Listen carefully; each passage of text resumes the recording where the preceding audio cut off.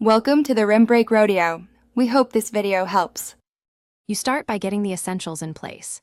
Install Virtual Desktop on the Quest and the Streamer app on your PC. Once done, make sure both devices share the same 5 GHz network or prepare a USB link for lower latency.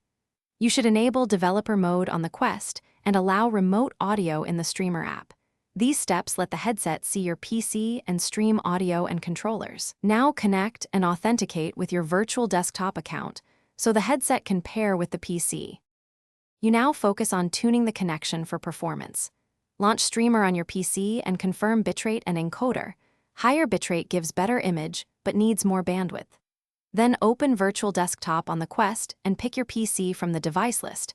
Allow any pairing prompts. Once connected, adjust refresh rate and resolution to match your headset and GPU capability, and configure controller bindings so input maps correctly. Make sure to test with a lightweight app to verify frame pacing and responsiveness. You finish by launching your VR apps through Virtual Desktop or starting Steam VR. Observe latency and audio sync. If you notice stutter, switch to USB tethering or reduce bitrate to relieve Wi-Fi congestion, and make sure your PC GPU drivers are current. If the PC doesn't appear, restart the Streamer app, confirm firewall rules allow the streamer, and reboot the headset. One key troubleshooting tip: if visuals tear or lag, temporarily lower resolution and refresh rate to isolate network versus GPU issues. Thanks for watching.